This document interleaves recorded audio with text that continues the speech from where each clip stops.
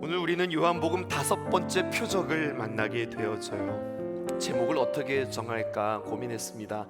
바다 위를 걸으신 예수님 이렇게 정할까요? 아니면 풍랑을 잠잠케 하신 예수님 이렇게 정할까요? 아니면 풍랑을 잠잠하게 하시고 바다 위를 걸으신 주님 이렇게 고백할까요? 오늘 이 이야기는 마태복음과 또 마가복음과 요한복음에 기록되어져 있습니다. 각각의 복음서에서 다 이 말씀들을 다루고 있거든요. 근데 강조하는 점이 달라요. 그런데 요한복음에서는요, 풍랑을 잠잠케 하신 예수님의 강조점보다는 바다 위를 걸으신 예수님에 대하여서 강조하고 있어요. 그 바다 위를 걸으셨다는 것이 무슨 뜻인가, 이것을 잘 해석해 가면서 오늘 말씀을 담으면 우리의 한 주간의 귀한 지침이 되어질 것입니다. 언제나 하나님의 귀한 말씀을 대할 때는요, 그 말씀의 내용과 단어와 그리고 그 말씀의 뜻을 잘 살피는 것도 중요하지만 그 말씀이 어느 위치에 있는가, 맥락 가운데서 그 말씀을 해석하는 것이 가장 정확한 해석이라고 그랬어요.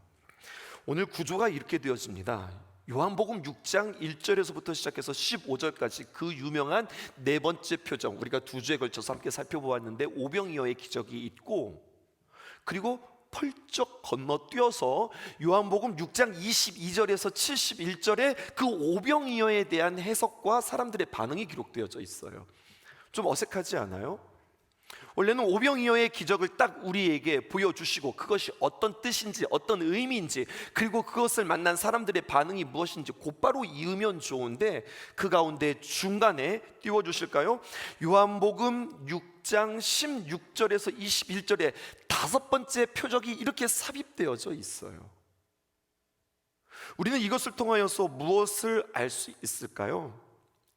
이 다섯 번째 표적, 바다 위를 걸으셨던 이 다섯 번째 표적은 앞에 있었던 오병이어의 기적과 무관하지 않다는 거예요. 각각 독립된 표적이 아니라 이 오병이어를 잘 해석할 수 있는 또 하나의 메시지로, 오병이어의 기적을 선명하게 가르쳐 주기 위한 또 하나의 보조 사건이라 우리에게 이렇게 이야기할 수 있겠습니다. 오병이어의 사건 여러분 기억해 보실까요? 이것은 제자들에게 있어서 참으로 환상적이다 못해 이건 드라마틱하고 기가 막힌 기적이요 사건이었습니다. 왜 이렇게 수식어를 많이 갖다 붙이냐면요, 그 기적의 한복판에 제자들이 있었어요. 이제까지의 모든 기적들을 옆에서 이렇게 구경했노라면 이 기적만큼은 그 기적의 주인공이 바로 예수님의 제자들이었습니다. 장정만 5,000명, 거기에 운집된 무리의 수를 약 2만 정도로 헤아리고 있는데 그 2만을 12명의 제자들이 함께 나누어 다 배불리 먹이고 12광주리를 남기는 사건이, 그게 바로 오병이어의 사건이었거든요. 그리고 이 사건은 얼마나 중요했는지 모든 복음서마다 마태, 마가, 누가, 요한복음에 다 이 내용들을 기록하고 있어요. 그러니까 제자들에게 있어서는 잊지 못할 기념비적인 기적이라 할 수 있겠습니다. 군중들은 좋아했고요, 좋아하다 못해 흥분했고, 많은 군중들은 환호합니다. 그리고 드디어 우리가 메시아를 만났노라, 그들이 그렇게 이야기합니다. 그 한복판에 있는 제자들은요, 흥분하기 시작합니다. 우리가 그동안 고생했는데, 우리가 이제까지 예수님을 따라왔는데 보람있다, 희망차다, 이제 그날이 다 왔구나. 그들의 그 벅참은 이루 말할 수 없고 예수님의 칭송이 자신들의 어깨까지도 으쓱하게 되어지는 상황들이 되었단 말이죠. 제자들이 취해 있어요. 어디에 취해 있느냐? 환호와 박수와 갈채 속에 취해 있어요. 계속 거기에 있고 싶은 거예요. 그 자리가 좋은 거예요. 그런데 주님께서 반강제적으로 이 제자들을 쫓아내십니다. 무리들은 내가 직접 돌려보낼 테니 너희들은 배 타고 건너가라, 이게 주님의 말씀이었어요. 이 말씀이 병행구절인 마가복음에 보면은요 조금 더 자세히 기록되어 있습니다. 마가복음 6장 45절 우리 함께 볼게요. 우리 함께 읽어보십시다. 시작. 예수께서 즉시 제자들을 재촉하사. 여러분, 어느 때에 재촉하는 거예요? 민기적거릴 때, 여기가 좋사오니 하면서 가만히 있을 때, 자, 뭐 하는 거야? 딱 일어서 가자 하면서 재촉해서 그들을 보내시는 거예요. 그리고 본인은 이 무리들을 떠나 보내시는 일들이 기록되어 있습니다.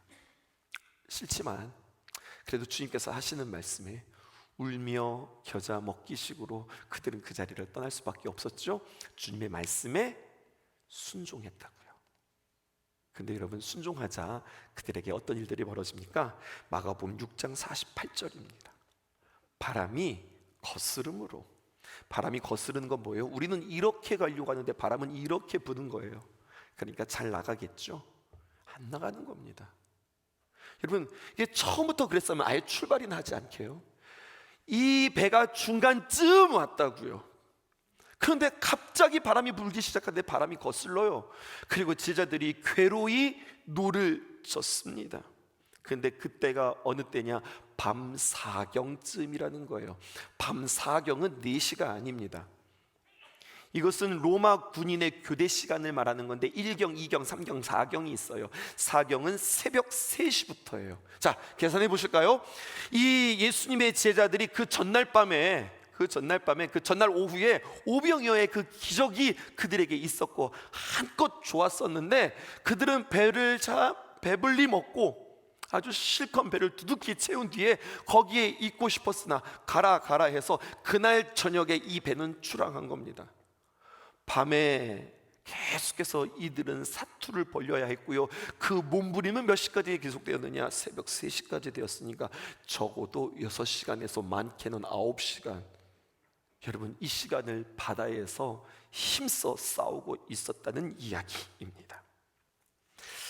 예수님의 말씀에 순종해서 바다를 건너갔는데 갑자기 바람을 만났다. 보통 바람이 아니라 광풍을 만났다.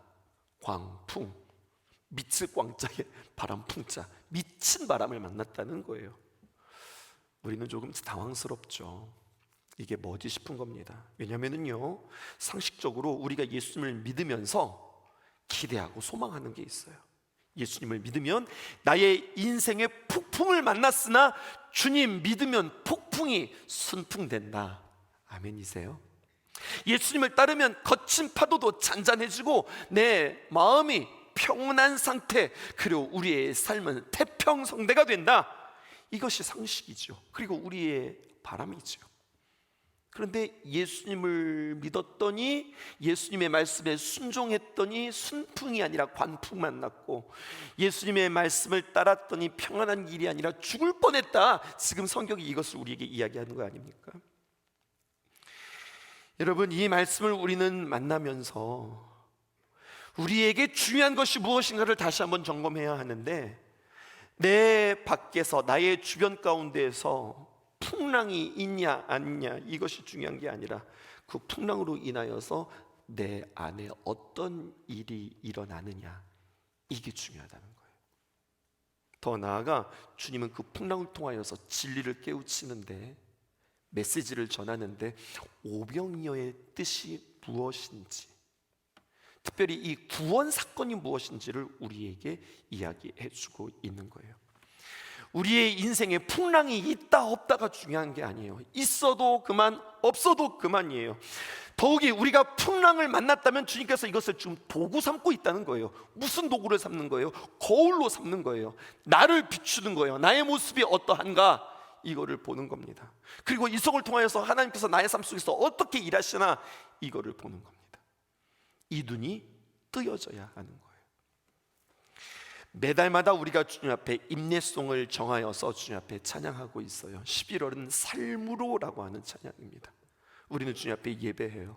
계속해서 예배와 다음 세대와 그리고 선교에 집중하면서 우리가 달려갔던 11개월이 지납니다. 우리는 주님 앞에 열심히 예배하고, 지금도 여러분들 집중하면서 예배하고 계시는데, 이 예배가 나의 삶으로 어떻게 표현되어지고 있는가, 이것을 도전하면서 예배하고 있어요. 10월의 찬양 여러분들 기억나세요? 우리가 성령님 우리 가운데 임하여 주세요 고백했다고요. 살아계신 주 성령 내게 임하사, 살아계신 주 성령 새롭게 하소서. 여러분들을 예배 초청하면서 제가 언제나 어떻게 초청했습니까? 여러분, 우리가 열심히 예배 드리지 맙시다. 그럼 이게 당황하는 거예요. 에? 열심히 예배 드려야 되는데. 여러분, 우리가 주님 앞에 집중하면서 예배합시다.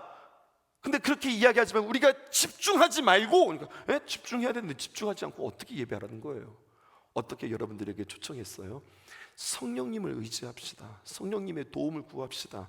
성령님의 임재를 구합시다. 여러분, 그렇게 예배에 맨 서두에 그렇게 여러분들을 초청하며 여러분들을 예배자로 세웠던 것 같아요. 살아계신 주 성령 내게 임하사, 살아계신 주 성령 새롭게 하소서. 성령님이 오시면 도와주시고 보호해 주시고 인도하여 주소서. 우리가 이렇게 찬양하지 않았다고요. 찬양의 가사를 기억하세요. 성령님, 우리에게 오셔서 먼저 하실 일이 있습니다. 무엇입니까? 띄워주실까요? 여러분들이 이 가사를 마음속에 새기며 찬양하셨는지 모르겠어요. 아마 그렇게 하셨겠죠. 성령님 오셔서 녹이고 빚고 채우고 성령님 우리를 사용하소서. 우리가 이렇게 기도했어요.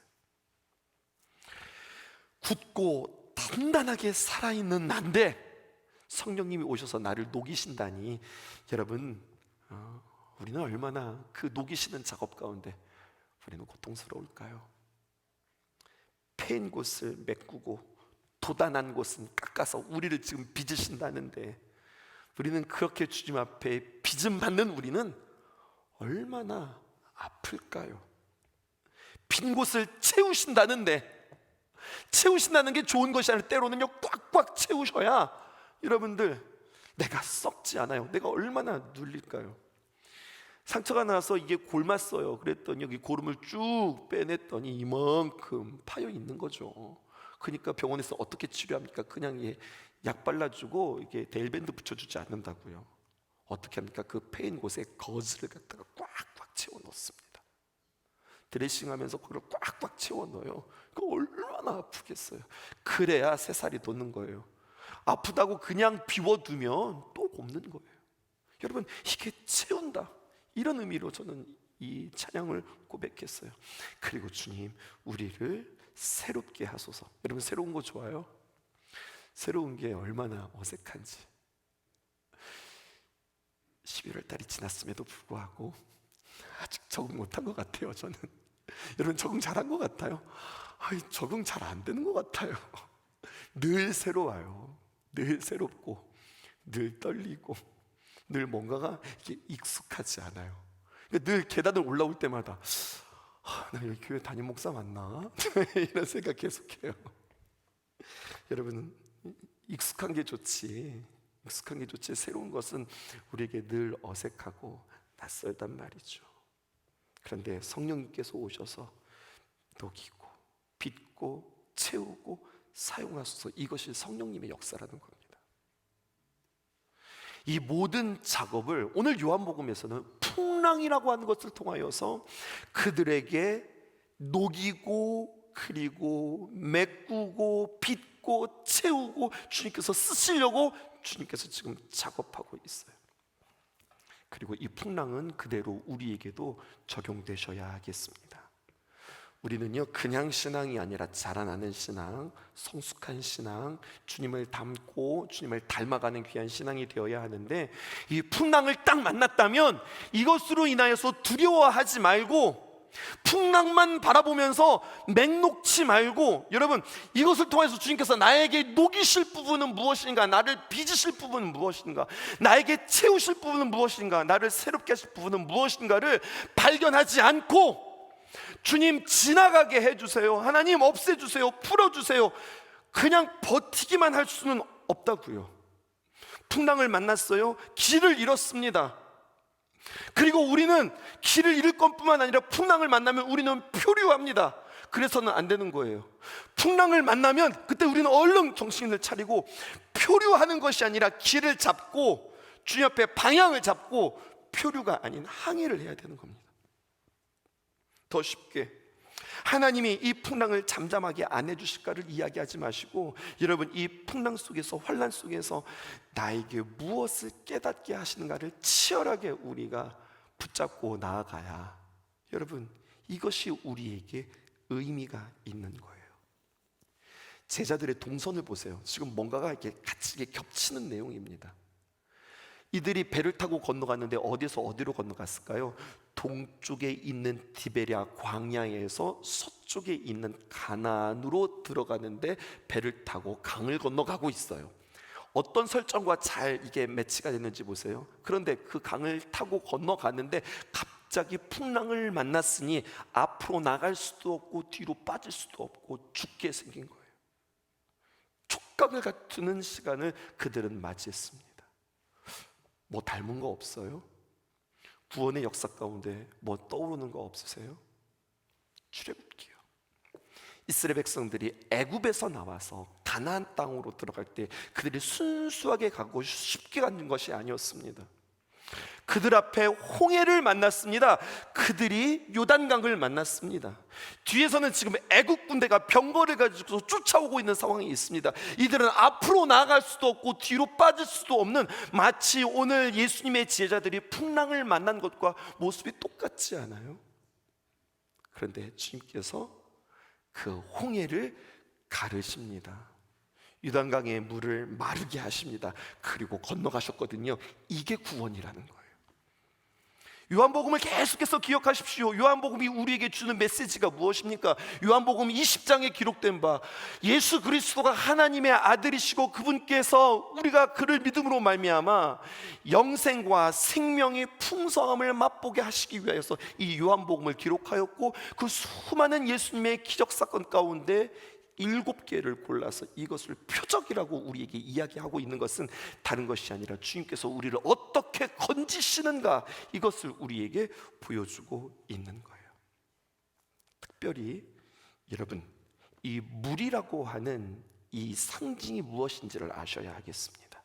성경에서 등장하는 물, 근데 보통 물이 아니라 막 광풍으로 뛰노는 물, 바다, 풍랑, 홍수, 이러한 것들은요 한 가지의 상징이 있는데, 그것은 인간의 죄악과 그 죄악을 향한 하나님의 심판과 저주를 상징하는 거예요. 요한계시록에서 보면은요 바다에 붉은 용이 떠오릅니다. 어디에서 떠올랐다고요? 바다에서 올라오는 거예요. 이게 이런 의미가 있는 겁니다. 죄와 죄의 권세에 끌려다니지 않으시고, 지금 예수님께서 죄의 권세를 밟고 물 위를 저벅저벅 걸어 오시는 것은 길이 없어서가 아니라 이것은 우리에게 주는 상징이 있는 거예요. 아니 뭐 예수님 수영하면서도 오실 수 있는 거 아니겠어요? 그런데 오늘 성경은 무엇이라고 이야기하면, 풍랑을 잠잠케 하시는 예수님일 뿐만 아니라 바다 위를 걸어 오시는 거예요. 죄의 권세를 밟고 죄의 권세를 이기고 주님께서 찾아오셔서 우리를 구원하신다고 하는 이야기입니다. 우리 표적들을 생각해 보십시다. 예수님께서 제자들에게 오셨어요. 풍랑을 만난 제자들에게 오셨어요. 또 한 번 오셨었잖아요. 언제요? 38년 된 병자에게 오셨듯이. 꼼짝달싹 없는 이 예수님의 제자들에게 오셨습니다. 예수님께서 꼼짝달싹 할 수 없는 이 이스라엘 백성들에게 홍해를 가르게 하셨던 그 귀한 역사를 주님께서 다시 한번 재현하고 있는 겁니다. 예수님께서는요 풍랑을 향하여서 선포하셨어요. 바다야 잠잠하라. 심지어는 성경에 바다를 향하여서 꾸짖고 계세요. 여러분, 소양강이 막 넘치고 막 넘실거릴 때 다 같이 가셔가지고 딱 팔짝, 소양강아 잠잠할지어다. 그러면 갑자기 병원에서 쫓아오실 거예요. 앰뷸런스가 여러분들 데리고 갈 거예요. 아니 무슨 풍랑이 무슨 사람도 아니고, 근데 예수님께서 왜 꾸짖으실까요? 상징이라니까요. 풍랑이 넘실거리는 것은 그냥 풍랑이 넘실거리는 자연재해를 이야기하는 것이 아니라, 자연현상을 이야기하는 것이 아니라, 주님께서는 그들에게 가르쳐 주시는 거예요. 바다를 꾸짖고 죄를 꾸짖고 사탄을 꾸짖고, 그리고 그들을 밟으신 뒤에 주님께서 건지시는 구원의 이야기를 지금 우리에게 가르쳐 주고 계시는 겁니다. 주님께서 풍랑을 향하여서 선포하였어요. 전에도 똑같은 표적이 있었죠. 어떤 선포가 있었습니까? 왕의 신하에게 선포하셨어요. 내 아들이 나왔다. 그러자 즉시로 아들이 나왔어요. 풍랑아 잠잠하라. 주님께서 선포하시자 풍랑이 잠잠해졌어요. 동일합니다. 주님께서 우리에게 말씀하시면 모든 것들은 잠잠해집니다. 모든 것들은 해결되어집니다. 이것을 들으셔야 하는 겁니다. 뛰노는 풍랑을 향하여서 꾸짖으시는 주님. 제자들이 만난 풍랑, 저주와 심판의 바다에 폭풍이 일고 있는 겁니다. 무엇을 의미하는 거예요?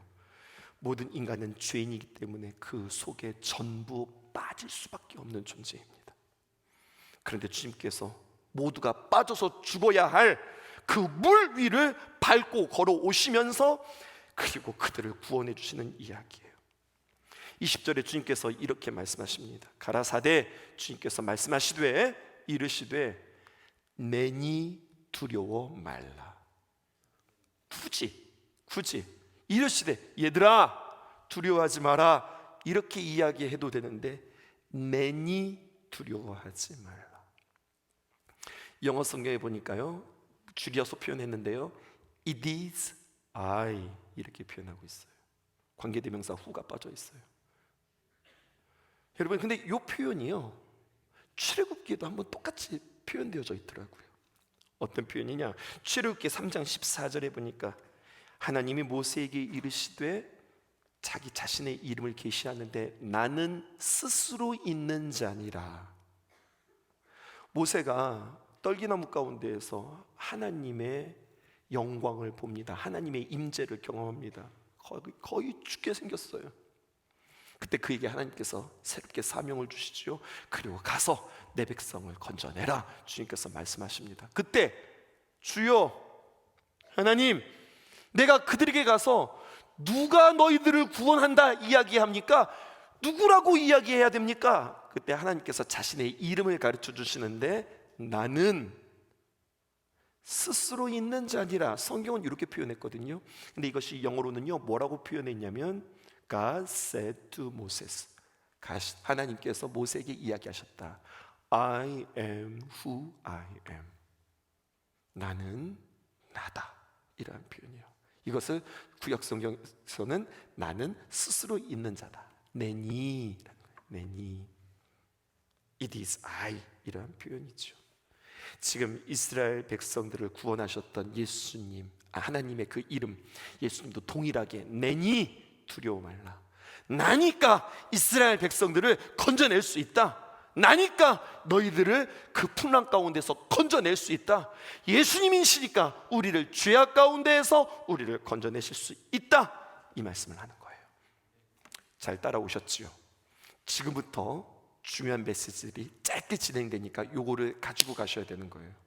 그래 우리 주님은 능력의 주님이시지, 주님께서 우리를 건져내시지, 이렇게만 적용하는 것이 아니라 오늘 성경에 나와 있지 않는 풍랑을 잠잠케 하시고 바다 위를 걸어오셨던 그 예수님의 귀한 사건에 병행본문인 마태복음에서는요 지금 요한복음에 없는 이야기 하나가 삽입되어져 있어요. 그게 뭐냐면 갑자기 베드로가 딱 등장합니다. 그러면서 뭐라고 이야기하냐? 도발해요. 예수님, 저도 예수님처럼 물 위를 걷게 해주세요. 이 이야기를 한다고요. 어떤 마음으로 베드로가 예수님께 말씀했을까? 예수님, 저도 물 위를 걷게 해주세요. 요한복음에 없는 이 대목을 마태복음은 아주 상세하게 기록하고 있습니다. 베드로의 마음은 이런 마음이에요. 예수님을 보자마자 나도 예수님처럼 물 위를 걷고 싶다. 나도 저렇게 걷고 싶다. 예수님, 저를 조금만 도와주시면, 주님, 나에게 말씀해 주시면 나도 물 위를 걸을 수 있겠습니다. 내 다리로 물 위를 걸어 볼 테니까 주님 도와주세요. 이렇게 이야기한다고요. 결론부터 말하면 그래서 베드로가 실패한 거예요. 실패의 포인트가 어디 있는가 보세요. 여러분, 실패의 상징으로 지금 베드로는 물속에 빠졌어요. 물이 뭐라고 그랬어요? 그냥 물이 아니라니까요. 물은 무엇입니까? 성경이 말하는 단순한 물이 아니라 유혹에 빠졌어요. 죄에 빠졌어요. 그리고 악에 걸려서 넘어진 거예요. 그가 예수님을 모른다고 3번이나 부인했잖아요. 그렇게 빠진 그 이유가 무엇이냐? 내가 하는 일에 하나님 도와주시면 나 할 수 있어요. 이거 뭐 틀린 말 아닌 것 같은데, 이게 뭐가 잘못되어서 이 말 때문에 그가 물에 빠졌다는 것인가? 자, 주님께서 뭐라고 말씀하시는가 보십시다. 그 물에 빠진 베드로에게 주님께서 마태복음 14장 31절에서 이렇게 이야기합니다. 물에 빠지자, 이놈의 자식, 물 좀 조금만 먹어봐, 고생 좀 하고 한참 올라갔다 내려갔다 올라갔다 내려갔다 한 뒤에, 자, 손 잡아, 그러니까 건방 떨지 말고 나대지 말고 일어나, 이렇게 건지신 주님이 아니라, 오늘 성경에 보니까 예수께서 바다에 빠진 그 베드로를 즉시 곧바로 손을 내밀어 그를 붙잡아 일으키십니다. 지금 주님은 어떻게 하고 계신 상황이에요? 같이 물에 빠져 있으면 같이 건져낼 수 없는 상황입니다. 예수님은 물 위에 계십니다. 베드로는요, 물 아래 빠져 있습니다. 권세를 이기시고 승리하신 주님께서 손을 내밀어 그를 건져내시는 거예요. 그리고 그에게 아주 중요한 이야기를 하는 겁니다. 이르시되 믿음이 작은 자야. 믿음이 작다고 하는 이야기는 베드로에게 믿음이 있다는 얘기예요, 없다는 이야기예요? 네? 베드로에게 믿음이 있다는 얘기예요, 없다는 이야기예요? 있다는 얘기예요. 있기는 있으나 뭐가 작다는 거예요? 그 믿음의 크기가 작다는 이야기예요. 믿음이 작다고 하는 이야기는 무슨 말일까요? 믿음이 작다고 하는 이야기는 역설적으로 내가 크다는 이야기예요. 반대로 믿음이 큰 사람은요, 그 큰 믿음 앞에 내가 작거나 아니면 내가 없거나, 이 말씀이 해석이 됐습니다. 베드로의 잘못된 점은 여기에 있어요. 예수님을 보자마자 뜻을 세웠어요. 계획을 세웠어요. 자신에게 소망이 생겼어요. 어디에서? 자신 속에서, 자기 속에서. 그리고 요청합니다. 주님, 나도 예수님처럼 물 위를 걷게 해주세요. 주님이 도와주시면 내가 걸을 수 있습니다. 주님 함께 해주시면 내가 할 수 있습니다. 여러분, 이 말을 동일하게 이 시대 교인들에게 주님께서 말씀하고 있는 겁니다. 우리가 주님 앞에 어떻게 이야기해요? 주님, 하나님, 내가 할 수 있는데요, 나를 조금만 더 도와주세요. 주님 도와주시면 내가 할 수 있습니다. 주님께서 풀어주시면 요거 됩니다. 그러니까 주님 도와주세요. Doing, 할 수 있을 것 같습니다. Having, 주님 도와주시면 가질 수 있을 것 같습니다. Being, 주님께서 함께 해주시면 내가 될 수 있을 것 같습니다. 당신의 힘을 나에게 조금만 더 해주시면 내가 내 자원으로 이 세상에서 행복과 만족에 이룰 수 있을 것 같으니 주님 도와주세요. 우리는 어쩌면 이렇게 신앙생활 해왔는지 모릅니다. 이것은 신앙이 아니라 이것은 미신입니다. 이것은 신앙생활이 아니라 종교생활입니다. 절에서나 아니면 우상을 섬기는 사람들에게서나 있을 수 있는 이야기들입니다. 뜻을 정했습니다. 행복을 정했습니다. 이것이 나를 만족시킨다고 내 스스로 내 마음 가운데 결정했습니다. 그리고 공을 세우고 덕을 세우고 절을 하며 그리고 정성을 다하여서 그것이 이루어지기를 간절히 기도합니다. 우리는 자력 종교가 아니라 타력의 신학입니다. 자력 종교는요, 스스로의 힘으로 어떤 경지에 이르고 어떤 열반에 이르는 거예요. 자신의 어떤 노력과 애씀으로 가는 거예요. 그런데 주님은 뭐라고 말씀하세요? 내가 곧 길이고 진리고 생명이다. 내가 주는 물이 영원토록 목마르지 않은 영원한 샘물이 될 것이다. 행복의 답이 어디에 있냐면 주님께 있다는 거예요. 풍랑을 만나서 네가 죽을 것 같으나 풍랑을 만나야 네가 사는 거야. 풍랑은 우리에게 참 매력적인 것은 아니나 이 풍랑을 만날 때 내가 도대체 누구인지 알 수 있고 하나님이 누구인지 발견할 수 있어. 그러기 위하여 주님께서 풍랑을 우리에게 선물로 주신다니까요.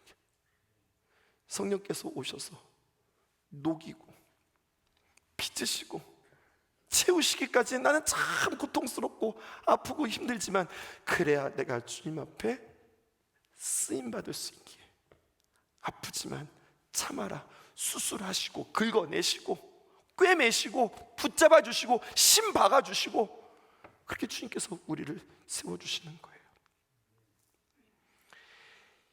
이 예수님께서 우리에게 또 하나의 진리를 보여주시는 거예요. 오병이어의 상황들을 다시 한번 해석해 보십시다. 그래야 우리가 이 오늘 풍랑을 잠잠케 하시고 바다 위를 걸으신 그 예수님의 이야기를 통해서 오병이어를 볼 수 있다고 그랬죠. 오병이어의 상황이요, 예수님 인기 절정이었죠. 사람들도 엄청 많이 모였죠. 장정만 5천, 조금만 선동하면은요 엄청 많은 사람들을 모을 수 있습니다. 마음만 먹으면 세상의 왕이 될 수 있는 절호의 기회를 찾을 수 있었어요. 사람들은 저마다 예수님의 이름을 연호하며 외치며 우리의 왕이 되어달라고 그들은 간절하게 바라고 있습니다. 질문할게요. 이런 열광 속에서, 이런 환호 속에서 예수님의 마음은 어땠을 것 같아요? 1번 흔들렸다, 2번 담담했다. 여러분 어떠실 것 같으세요? 많은 사람들이 칭찬해 주니까요, 많은 사람들이 좀 주목해 주고 있어요.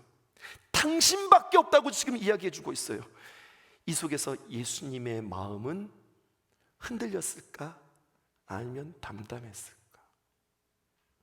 놀랍게도 성경은 예수님의 마음이 흔들렸다고 이야기합니다. 성경을 볼까요? 빌립보서 2장 6절입니다. 예수님이 누구신지 우리에게 이야기해 주고 있는데요, 예수님은 근본 하나님의 본체시나 하나님의 본체시니 예수님이 곧 하나님이세요. 그런데 예수님이 결정하셨어요. 하나님과 동등됨을 취할 것으로 여기지 않으시고 하나님처럼 되지 않으시고 7절입니다. 어떻게 하셨느냐? 오히려 자기를 비우셨습니다. 자신 안에 있는 것들을 내려놓으셨습니다. 있는 것들을 비워냈다니까요. 그 안에 있는 신성, 그의 능력, 그의 전능함, 이것들을 다 비워내셨어요. 그리고 어떻게 되셨느냐? 종의 형체를 가셨는데 다시 말하여서 사람과 같이 되셨어요. 유의해서 보십시오. 사람처럼 됐어요? 사람과 같이 되셨어요? 사람과 같이 되셨어요. 그러므로 예수님이 사람이에요? 사람이 아니에요? 사람과 같이 되셨으니까 사람이세요. 예수님에게도 사람과 같은 성정이 있었다니까요. 예수님에게도 피곤함이 있었어요. 예수님에게도 마음이 있었고 예수님에게도 우리와 똑같은 감정들이 있었단 말입니다. 그런 예수님께서, 사람처럼 똑같이 되셨던 그 예수님께서 마음이 흔들릴 때, 그렇게 환호가 있을 때, 그렇게 많은 사람들이 열광해주고 지지해줄 때 그 마음이 흔들리자 주님께서 선택하십니다. 어떻게 선택하세요? 요한복음 6장 15절로 넘어가십시다. 오늘 말씀이 시작되어지는 첫 마디였습니다. 그러므로 예수께서 저희가 와서 자기를 억지로 잡아 임금 삼으려는 줄로 아시고 다시 혼자 산으로, 이것도 참 표현이 매력적이죠. 산으로 올라가신 것이 아니라 산으로 떠나가셨다. 무엇으로부터? 군중들로부터, 사람들로부터 떠나가셨어요. 왜? 거기에 있으면 취하니까, 거기에 있으면 그의 마음이 흔들리니까 떠나가셨어요. 어디로? 산으로. 왜? 기도하러. 혼자. 어떻게 해요? 다시. 그러면 전에도 올라갔다는 이야기야, 안 올라갔다는 이야기야? 올라가셨어요.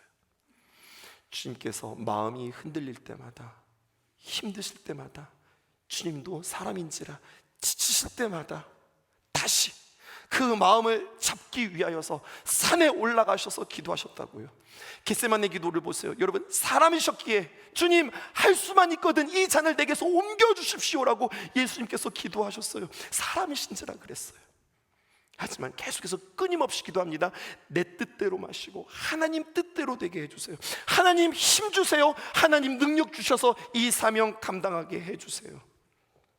누가복음 22장 39절에 있는 말씀입니다. 예수께서 나가사 습관을 쫓아 감람산에 가시네. 예수님께서는 습관적으로 감람산에 가셨대요. 올리브산, 감람산, 겟세마네 동산에 올라가신 거예요. 왜? 주님께서는 늘 자신의 마음대로, 자신의 뜻대로, 자신의 계획대로 어떤 기적이나 역사들을 이루지 않으셨습니다. 하나님께 묻고 하나님으로부터 힘을 공급받아 귀한 일들을 감당하신 거예요. 그래서 여기에서 오늘 제목이 추출됩니다. 오늘 제목 띄워주실까요? 사람을 대표하시고 사람을 대신하신 예수 그리스도.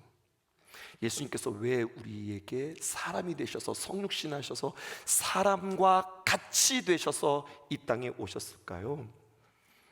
우리에게 대표 되시기 위해서, 우리에게 모델 되시기 위해서. 이 말 좀 어려우세요? 더 쉽게, 하나님의 자녀, 영접하는 자, 곧 그 이름을 믿는 자들에게는 하나님의 자녀가 되는 권세를 주셨다고 했는데, 우리가 예수님을 믿고 하나님의 자녀가 되었는데, 하나님의 자녀는 이 땅에서 어떻게 살아가며 어떻게 구원받는지 예수님께서 하나님의 아들로서 우리에게 그 삶의 모델을 보여주시는 겁니다. 예수님은요, 자신을 위해서, 자신의 유익을 위해서 절대로 단 한 번도 하나님의 능력, 하나님의 신성을 사용해 보신 적이 없으세요. 이게 예수님이세요. 예수님도 배고프셨어요. 그러면 하늘의 능력을 가지고 여러분 충분히 그 허기를 채울 수 있었어요. 마귀가 와가지고 유혹하잖아요. 너 배고프지? 돌덩어리들이 떡덩이 되게 해서 먹어. 충분히 가능하니까 하는 이야기예요. 우리 주님 그렇게 하지 않으셨어요. 배고프실 때 그대로 견뎌내셨어요. 사람들에게 능욕과 조롱과 핍박을 받을 때에 단 한 번도 하늘을 명하여서 천군 천사를 불러내어서 나를 욕하고 능욕하는 저들을 싹 다 무찔러라, 주님께서 이렇게 하신 적이 없으세요. 예수님은 하나님이셨음에도 불구하고 전지전능한 능력이 자신 안에 있었음에도 불구하고 이것을 신성이라고 그래요. 신성교회 신성하고는 다른 신성이에요. 주님 안에 있어서의 하나님의 그 능력, 그 능력이 자신에게 있었음에도 불구하고 그것 가지고 자신을 증명하거나 자신의 유익을 위해서 조금도 그 하늘의 능력을 사용하지 않으셨다고요. 정말로 간절하게 우리에게 무엇을 보여주신 거예요? 삶으로 하나님의 사람들이 어떻게 사는지를 보여주셨어요. 지극히 사람이 되셔서, 그래서 그분에게도 흔들림과 염려와 걱정이 찾아오셨어요. 성경에 보면 저는 이 말씀 보고 깜짝 놀랐어요. 겟세마네 동산에 올라가서 예수님께서 예수님도 이런 말을 하시나? 이런 대목이 있더라고요. 보니까요, 예수님께서 내가 고민하여 죽게 생겼으니 나를 위해서 좀 기도해라. 그 말씀에 너무나도 제 마음에 울림이 있었어요. 예수님이 십자가 앞에서 죽을 만큼 고통스러우셨구나. 그래서 그 철딱선이 없는 제자들에게 기도 좀 해달라고 부탁하셨던 그 예수님, 그때마다 자신의 신성을 사용하지 않으시고 하늘의 능력을 구하고 하나님으로부터 그 힘을 얻어 모든 일들을 돌파하셨습니다. 앞에서도 여러분들에게 도전했지만 오늘 저녁부터 시작해서 우리는 일주일 동안 우리가 함께 특별히 가족 구원을 위하여서 기도하는데요, 타이틀을 이렇게 정했어요. 여러분 플랜카드 보세요.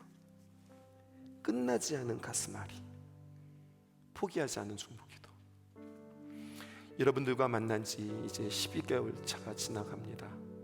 혹시 아세요? 여러분들 처음 만나서 여러분들과 설교했던 그 본문이 오늘 이 말씀이라는 거. 이 말씀 가지고 여러분들과 처음 만났어요. 그리고 신성교회를 가슴에 품으면서 올 한 해 하나님 앞에 귀한 말씀의 해로 삼고, 여러분 계속해서 우리는 말씀을 강조하면서 이렇게 달려왔어요. 원조 복음을 말하면서 복음이 뭐냐, 천국과 지옥에 대해서 여러분들에게 끊임없이 이야기하고 도전하고 회개와 중생과 성화에 대해서 여러분들에게 이야기했던 시간들이었던 것 같아요. 질문할게요. 사랑하는 귀한 성도 여러분, 천국과 지옥이 있음을 믿으십니까? 천국과 지옥이 있음을 여러분들 믿으세요? 정말 믿는다면 내 사랑하는 내 자식을 그렇게 놔둘 수 없어요. 내 사랑하는 부모님을 내가 그렇게 놔둘 수 없어요. 제가 지난번 말씀드렸죠. 저희 아버님 목사님이세요. 저희 어머님은 평생을 교회를 섬기는 사모로 살았던 분이세요. 그들에게 얼마나 많은 간증과 얼마나 많은 신앙의 고백들이 있을까요? 근데 저는 정말 우리 엄마 우리 아빠 사랑하니까 오셨을 때 제가 이번에도 물었거든요. 엄마 아빠 천국 가실 수 있죠? 그 구원의 확신이 있는 거죠? 우리가 어떻게 천국의 확신을 갖고 있는 거죠? 제가 물었다니까요. 왜? 천국은 진짜 있으니까, 지옥은 진짜 있으니까. 제가 잊을 수 없는 꿈 한 가지가 있어요. 어떻게 해서 갔는지 큰 버스에 저랑 제 아내랑 우리 아이들 3명이서 어딘가를 열심히 가고 있는데 갑자기 풍랑을 만난 거죠. 갑자기 다리가 뚝 끊어지면서 마치 성수대교처럼 말이에요. 우리가 갔던 버스가 강으로 확 빠져버린 거예요. 그러니까 사람들이 와 하고 그 안에서 아수라장이 되는 겁니다. 막 어떻게든지 막 헤어나와 보려고 막 하는데요, 이게 안 되는 거죠. 왜? 꿈에서 막 그런 당황한 인들을 만나면 막 마치 그 가위 눌린 것처럼 막 뭐가 내 맘대로 잘 안 되잖아요. 뭔가를 한데도 안 되는 거예요. 근데 막 물이 밑에서부터 이렇게 막 착착착착착착착 차오르는 겁니다. 막 애들이 막 두려워하고 막 내 아내가 당황하고 막 난리를 치고 있는 거예요. 그때 생각났어요. 막 거의 뭐 이제 이거는 이제 살 수 없는 상황들이 오자 내 아내를 붙잡고 우리 아이들을 붙잡고 꽉 껴안았어요. 그리고 그렇게 이야기했어요. 얘들아 믿지? 얘들아 하나님 믿지? 얘들아 천국에 있는 거 믿지? 우리 믿음 확인하고 우리 천국에서 만나자. 얘들아 우리 천국에서 만나자. 그러면서 꽉 껴안고 기도하다가 울면서 깨어났던 그 꿈을 저는 잊을 수 없어요. 근데 우리가 살아가는 이 땅이 정말 그런 것 같아요. 정말로 천국이 있음을 믿으면, 지옥이 있다고 하는 것을 믿으면 나는 내 남편을, 내 아내를, 우리의 자녀를 그렇게 방치할 수 없습니다. 그래서 끝나지 않은 가슴앓이라고 이야기하는 거예요. 우리가 얼마나 자녀들을 위해서 그동안 기도해왔어요. 근데 안 되잖아요. 애들 말 어렸을 때는 그렇게 교회 열심히 다니더니 학생회 때는 앞에서 찬양도 하고 열심히 봉사하고 충성하더니 애들이 대학교 가더니 군대 가더니 직장생활 하더니 신앙생활 안 한다고. 내가 신방 다니면서 그런 이야기를 들을 때마다 너무 속상해요. 우리 권사님들, 우리 집사님들, 우리 장로님들은 신앙이 얼마나 좋은데 우리 애들이 다음 세대가 그렇다는 이야기를 보면 정말로 가슴이 무너져요. 그래서 하시는 말씀이, 그래서 목사님 기도해야죠. 기도하면 언젠가는 주님께서 불러주시겠죠.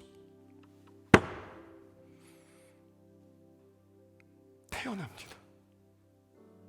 그렇게 기도해서는 안 됩니다. 우리에게 기회를 주실 때 정말로 목마름으로 간절함으로 주님 앞에 간절히 기도하셔서 건져내셔야 합니다. 그래서 하나님께서 우리에게 은혜를 주신 거예요. 그 기도의 자리에 여러분들을 동참합니다. 이런 기회들이 있을 때 자녀들을 위하여서 우리 애써서 기도할 수 있기를 바라고요. 특별히 또 우리 아이들이 고3 가지고 계신 우리 수험생 부모들, 아이들이 수학 능력 시험 보는 거잖아요. 대학에 진입하고 성이 되어지는 어느 관문들을 통과할 때에 여러분들 모든 시작은 기도다. 이것을 잊지 않기를 원해요. 기회 삼으십시오. 주님 앞에 새벽마다 나오셔서 여러분들 기도하세요. 여러분들에게 카드 나누어 드릴게요. 여러분 스티커 하나하나 붙여가면서 여러분들 교회에 나오세요. 빠지지 말고 교회에 나오세요. 만약에 못 나오셨다면 집에서라도 꼭 유튜브라도 들어서 꼭 스티커 다 7개 붙여가지고 추수감사절날 그걸 열매로 내세요. 아멘이세요. 그렇게 주님이 나의 힘입니다. 내가 주님만 의지합니다. 풍랑에 빠질 때 유일하게 건지실 수 있는 분은 우리 주님이십니다. 내가 뜻 세워놓고 하나님 도와주세요가 아니라 하나님의 뜻이 무엇인지 발견하고 하나님의 목마름이 무엇인지 발견하고 주님께서 무엇 때문에 이 세상에 사람의 몸으로 오셨는지를 우리가 기억하고 주님 앞에 밝게 서서 주님 앞에 함께 행군하는 저와 여러분들 되기를 주님의 이름으로 축복합니다. 나의 사랑 나의 생명 나의 예수님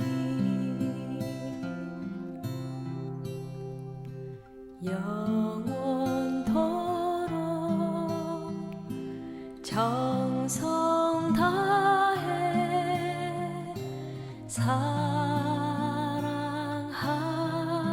사랑합니다.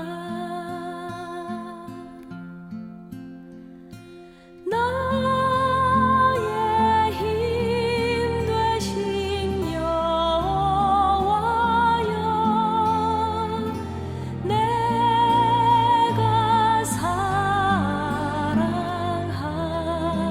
사랑합니다. 영원토록 정성 다해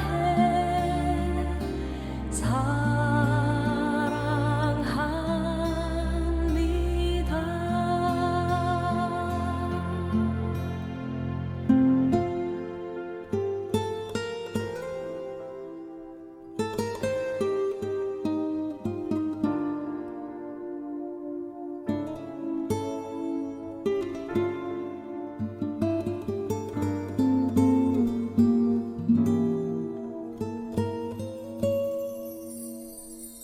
나의 사랑 나의 생명 나의 예수님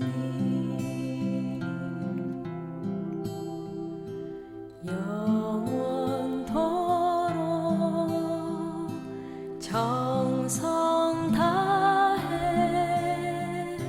사랑합니다.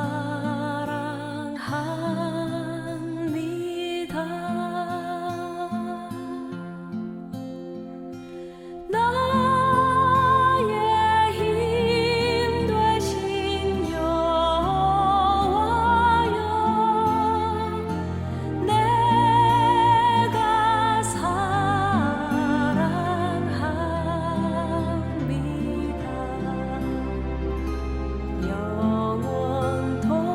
영원토록 정성 다해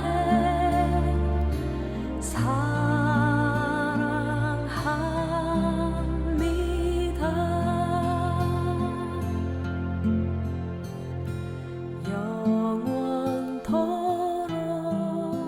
영원토록 정성 다해 사랑합니다.